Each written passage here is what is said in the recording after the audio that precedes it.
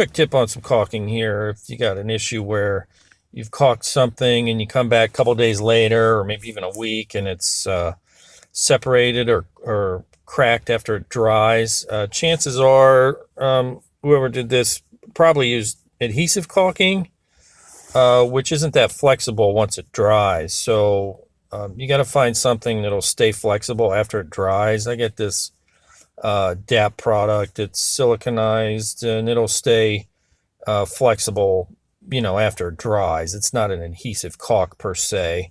The only drawback, silicone, if you got to touch up the paint or whatever, paint's not going to stick to silicone. So I'm just filling this crack with the same color that's there. It's white, so it shouldn't be an issue as far as painting and whatever. But just going to fill that crack and smooth it off, and so that'll stay flexible for them.